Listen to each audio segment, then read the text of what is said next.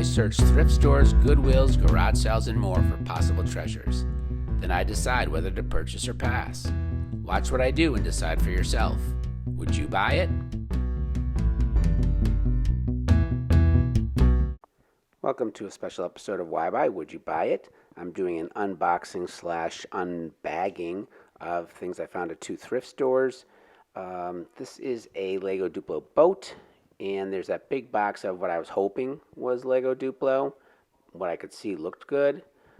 Between those two things, it was about $10. I think it was maybe $12, $12.50. This bag is something called Lego Duplo, but it's something called Tulo, which you'll see up close in a minute. And that was $5. And then there was this big bag of Fisher-Price stuff, also $5. And I had some donut and some coffee to kind of fortify me through this the work here. Anytime you have a big bag or big box of stuff, you're hoping it's genuine. And you'll see here in a minute that there's, of course, a couple of extras thrown in. So there's that the trucks there, which are good. That's kind of what I'm looking for. But you'll see also that there's this transforming truck, which is definitely not Lego Duplo anything. And then there's this cement mixer thing, which I could not figure out what it was. But I saw nothing on there that indicated it was Lego Duplo. So I set it aside. You'll see there's some other good stuff. Another truck. There's the screwdriver, which is essential for this set. So it was great that it was included. I'll show you how that works in a second. Lots of construction stuff. There's a tow truck thing, wheelbarrow. Lots of wheels, a track, and things like that. So good stuff. So I'll give you a quick idea of how the Lego Tulo works. You basically take things and you screw them together. You can actually do it with your fingers, but that's not what it's intended for. I'm actually using the screwdriver there. You can't completely see it on screen, but I just screwed the wheel in place, and it's in there pretty good. You can obviously use the screwdriver to unscrew things, and so I can take the wheel off of this one and then put it right back on to the other one. Lego Tulo is from the 90s, so it's a good 20-some years old. It was intended for preschoolers ages 3 to 6, so you can understand that they would get a kick out of this kind of thing, right? They'd be pretty impressed with themselves. You can put this block on, and actually you don't even need to use the screwdriver. It stays in place like regular Duplo. But again, if you're a kid, you're definitely going to get out your tools and use it on this thing. So, and it keeps it in tight. All right, so I'm cleverly showing the passage of time here with a donut that's been eaten and coffee that's been drunk, and I have been busy working with my toys here to show what they can do, kind of a construction vehicle, treads, got a turntable there for your crane thing, whatever. Back here is a tow truck. You can have figures for this. Unfortunately, there were none in this set, but you can build some decent things. And so I put this up for auction.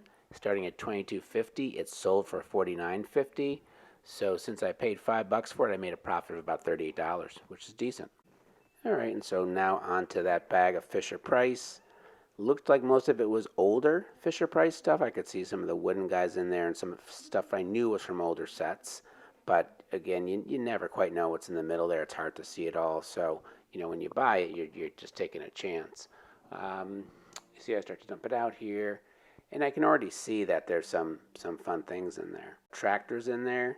It does have a broken hitch, and it doesn't have the stickers, which is too bad. The stairs from one of the houses with the little doorbell you could ring. I used to love that you could kind of try to shove guys underneath the stairs there, kind of Harry Potter style. There's an ambulance, a table, and again, just a whole assortment of stuff here. This is actually a truck from a dump trucker set that I had as a kid. It had a ramp on it. You could dump stuff and then, fill up the trucks with it. That's all I needed to be super impressed. So this is all the stuff a little bit better organized. So you can see there's a little bit of houseboat stuff here. There's some hospital stuff here. House stuff, a little bit of baby stuff there in the background. Some of this stuff is actually play school things. So it's not Fisher-Price. And then there's also just some stuff that's not anything. Like there's a couple, of course, random pieces of whatever thrown in there just for fun. There was a couple of Sesame Street Fisher-Price stuff. Then again, when I looked at it first, I didn't even know if it was Fisher-Price or not, but I did some research and I found out that it was. And again, lots of people, like probably 24 people, some wooden, some others a little bit newer, but clearly good old stuff. These were 2 hospital things, which I thought were great. There's a scale you put the little dude on, and he apparently has a weight problem because he weighs like 100 pounds. This thing is really cool. It's an X-ray, and if you put the guy on and you push down, you get to see, an X-ray of his rib cage. So that's fun. That's one of those Fisher Price add-ons that make it such a good toy. This is a telephone booth, right? Who knows about what telephone booths are, but with a door that opens. So really impressive for $5. So I ended up dividing this into 6 lots. This first one here is the Fisher Price Sesame Street, and that went for about $12.50. What you're going to see next is some of the Play School stuff, and that went for $10. And again, these aren't perfectly shown here on the screen. The hospital stuff was the most valuable. That went for $26. The baby furniture went for about $14.50. Actually, I'm sorry, the baby furniture went for $12.50. The rest of the stuff I kind of just put together. Like this stairs would have been worth a lot more, but the sticker was ripped off there on the bottom right, so that's a problem.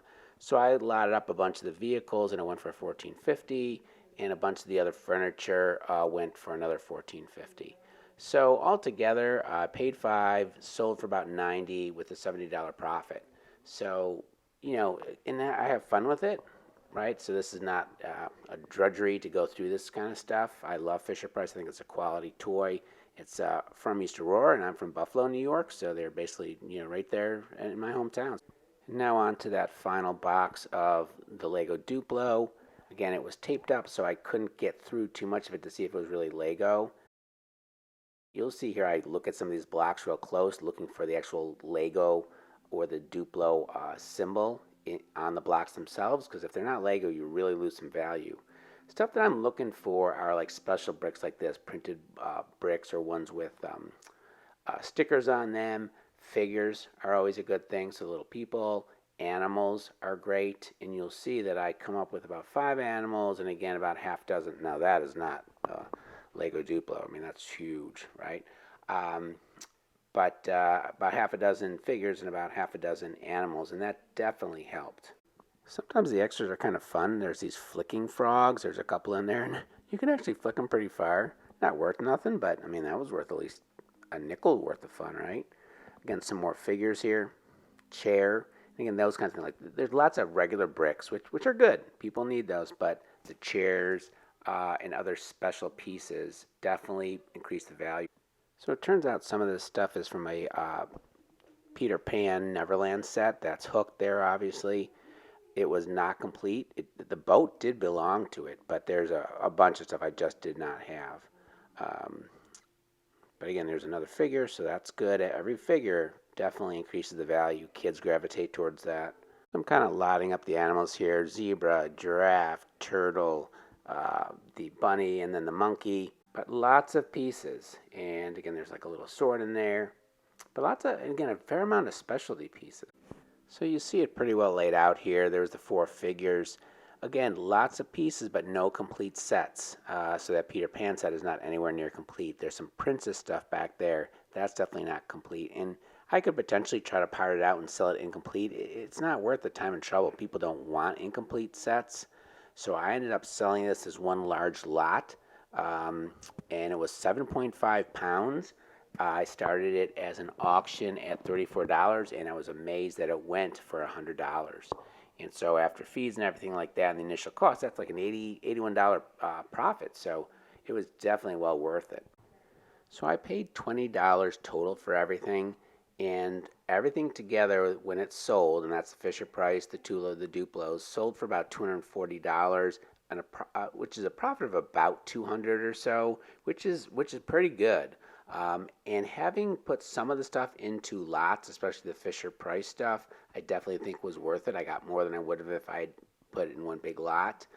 You'll see that for the Lego Duplo, I did not do that. I sold it in one large lot. But I took some time and trouble to try to list it in a way that I thought would maximize how much I got. So I showcased the figures. I showcased the animals, because those are things I know that people want to see. These specialty pieces here, even the regular pieces, I don't just put them in a pile. I sort them and I separate them by color and shape so that people know. I mean, if you're going to pay some money, you want to know what you're getting. So I was really quite pleased. I was surprised that this went for $100, to be honest with you. Duplo goes for a fair amount, but I was actually shocked and very pleased that it went for 100. So to turn the $20 into about $200 profit, that was definitely a good day.